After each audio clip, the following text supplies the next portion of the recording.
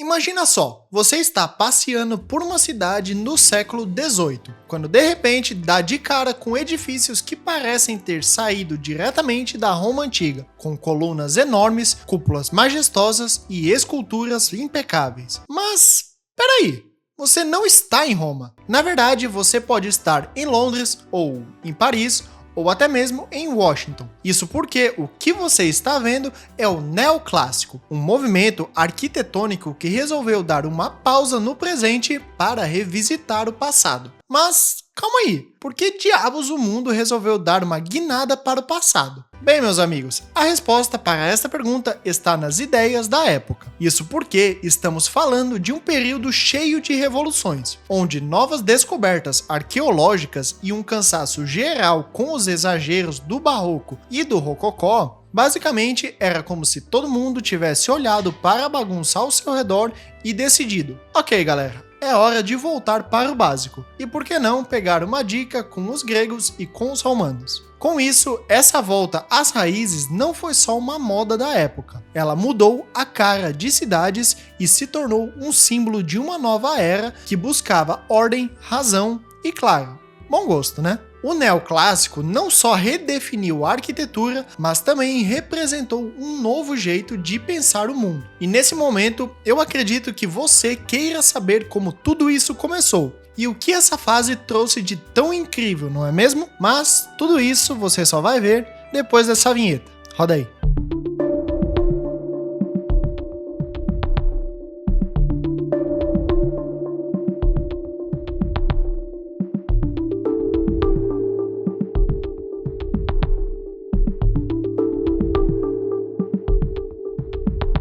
Para continuarmos, vamos precisar abrir o calendário e dar um zoom no tempo, para assim poder entender como foi o início desse período. Isso porque o neoclássico começa a dar as caras lá pelos meados do século XVIII e vai até o início do século XIX. Ou seja, foi aquele momento que todo mundo estava virando de cabeça para baixo. De um lado, tínhamos o Iluminismo, que resumidamente foi um movimento intelectual que surgiu na Europa nesse período, e tinha como ponto central a defesa da razão e ciência, para assim poder guiar a humanidade e explicar fenômenos da natureza. Já por outro lado, tínhamos revoluções pipocando em todo o mundo, como por exemplo a francesa, com todo liberté, égalité, fraternité. E antes de tudo eu já vou logo pedindo desculpa que eu não sei falar francês, tá? Então releva aí. E além dela, também estava acontecendo a famosa Revolução Industrial, que estava trocando cavalos por máquinas a todo vapor. E o mais curioso nessa história é que mesmo em meio a toda essa bagunça moderna, o pessoal começou a olhar para o passado, mas não com aquele olhar saudosista, tipo: ah, bons tempos aquele. Era algo mais profundo. As pessoas começaram a enxergar na antiguidade clássica uma espécie de modelo de ordem e beleza para um novo mundo. E o gatilho dessa obsessão pelo passado foi literalmente desenterrado. Isso porque as escavações em Pompeia e Herculano revelaram cidades romanas inteiras, congeladas no tempo pela erupção do Monte Vesúvio. Isso, exatamente o que você está lembrando agora. Pompeia, aquela cidade famosa que acabou sumindo do mapa por conta da erupção de um vulcão, que inclusive já ganhou vários filmes e em breve vai receber um vídeo aqui no canal. Aguardem. Basicamente, essa descoberta era como abrir um baú de tesouros arquitetônicos e artísticos. Imagina só o impacto de ver pinturas, mosaicos e edifícios romanos praticamente intactos, como se tivessem sido construídos ontem. Bem, isso foi o bastante para deixar os artistas e arquitetos da época malucos. Resultado, um movimento inteiro inspirado na harmonia e na perfeição da antiguidade clássica. Mas calma aí, como é que esse amor pelo passado começou a moldar o presente? Isso é o que vamos discutir no próximo tópico.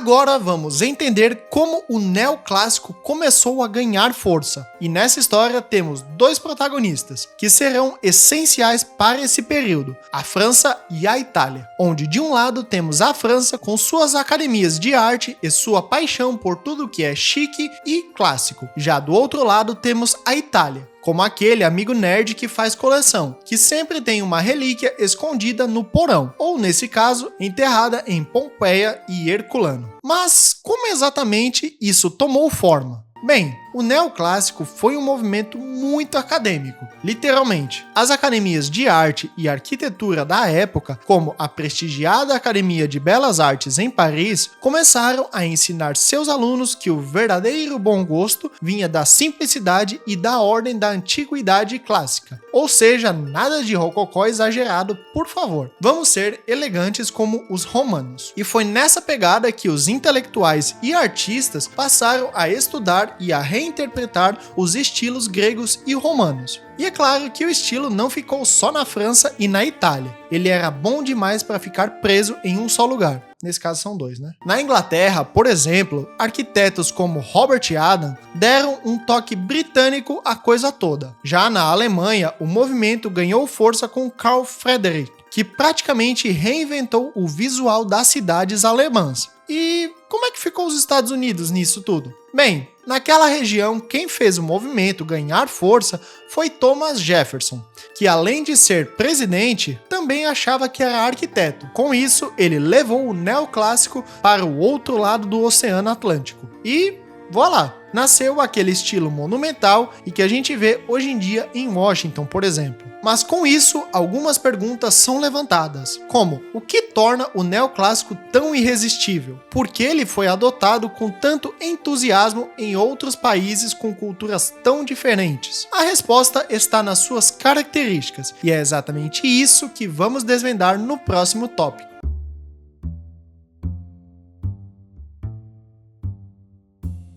Agora chegamos ao coração do neoclássico e eu mordi minha boca, que são as suas características. Isso porque, convenhamos, a primeira coisa que vem à cabeça quando falamos desse estilo são as suas colunas elegantes, não é mesmo? Bem, mas tem muito mais coisa por trás dessa fachada clássica. Para começar, vamos falar de equilíbrio, simetria e proporção. Esses eram os 3 mandamentos sagrados do neoclássico.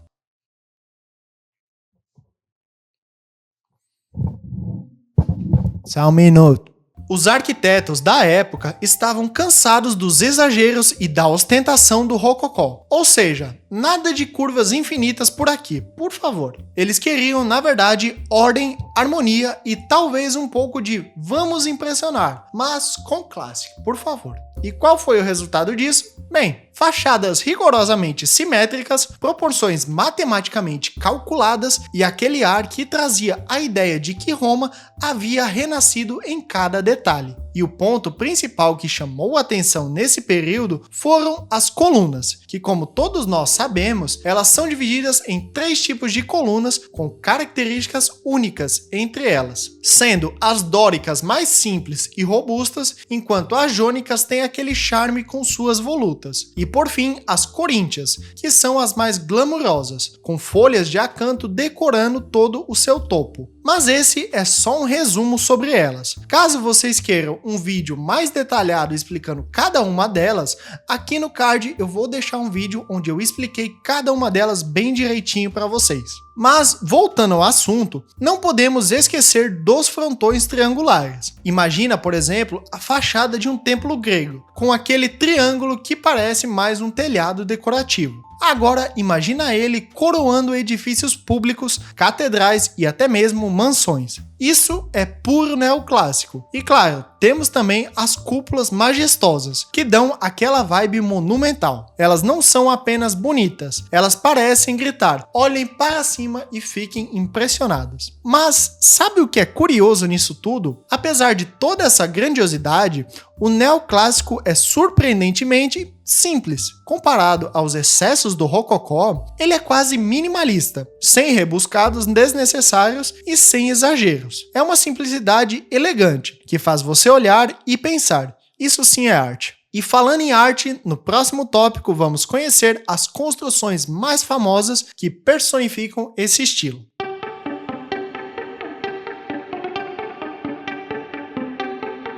Agora chegou a hora de colocar a lupa nos ícones do neoclássico e, claro, nos mestres por trás dessas obras. Para isso, vamos fazer uma turnê ao redor do mundo, passando primeiramente pela França, Estados Unidos, Alemanha, até chegarmos na Inglaterra. Para a nossa primeira parada, vamos para a cidade de Paris, visitar o famoso Panteão de Paris. Já viu uma construção que parece saída diretamente da Roma Antiga, mas com um toque francês? Pois é, basicamente essa foi a visão desse cara aqui que trouxe ela à vida. Ele combinou inspiração clássica com as inovações da engenharia da sua época, criando assim um monumento que não é só lindo, mas também funcional. O Panteão começou como uma igreja dedicada a Santa Genoveva, mas logo virou um mausoléu para grandes nomes da história francesa. Continuando, vamos cruzar o Oceano Atlântico, até chegarmos nos Estados Unidos, onde lá o neoclássico encontrou uma nova casa com a Casa Branca e o Capitólio. Sim, aqueles famosos edifícios que você já viu em filmes e séries. Eles são como cartões postais do poder americano. E não é à toa. Inspirados pelos ideais da Grécia e da Roma, esses edifícios representam democracia, ordem e, claro,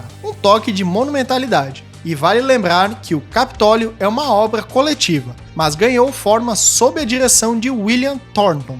Já a Casa Branca teve sua pedra fundamental colocada por James Hobson. Agora, voltando para a Europa, temos o Museu Altes, localizado em Berlim, na Alemanha, que foi projetado pelo brilhante Carl Friedrich. Ele que não era apenas um arquiteto, ele era praticamente um poeta da pedra e do mármore. O Museu Altes foi o primeiro edifício a ser criado exclusivamente para abrigar uma coleção de arte pública, um templo para a cultura, com colunas dóricas que parecem sussurrar a arte é eterna. E por fim, indo para a Inglaterra, não podemos esquecer de John Nash, o visionário por trás de obras como a Regent Street e o extravagante Pavilhão Real de Brighton, na Inglaterra. Ele sabia misturar a ordem do neoclássico com uma pitada de teatralidade. O Pavilhão Real, por exemplo, é uma explosão de estilos que mostra que mesmo dentro do neoclássico ainda havia espaço para ousadia. Esses arquitetos não eram apenas construtores, eram visionários que entenderam o poder da arquitetura como símbolo. Eles deixaram um legado que até hoje faz as pessoas olharem para cima, suspirarem e pensarem. Isso sim é grandioso. Porém, isso vai ser explicado no próximo tópico.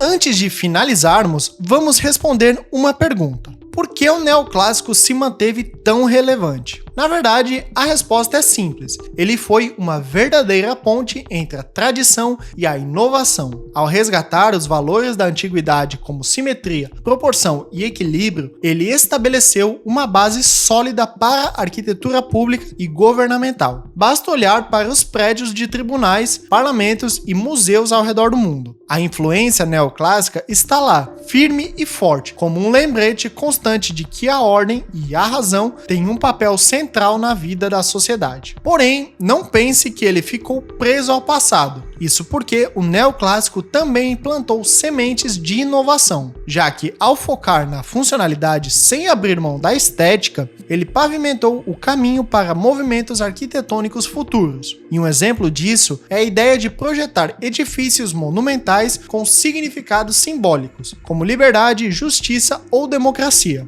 que vemos em projetos contemporâneos beberem direto dessa fonte. Então, da próxima vez que você passar por um prédio de colunas imponentes ou ver uma cúpula que parece desafiar o céu, pare por um momento e pense nos ideais que ergueram aquela estrutura, nos arquitetos que sonharam com elas e nas histórias que elas continuam contando. Porque o neoclássico, meu caro colega, não é apenas um estilo arquitetônico. É um lembrete de que o passado nunca está realmente distante. Ele está bem aqui, moldando o nosso futuro. E caso você queira entender melhor como foi a arquitetura clássica de fato, aqui eu vou deixar um vídeo sobre essa fase da arquitetura, enquanto aqui eu vou deixar o vídeo falando sobre o barroco, que foi citado várias vezes durante esse vídeo. E dito isso, que cada projeto seu seja uma obra-prima. Tchau!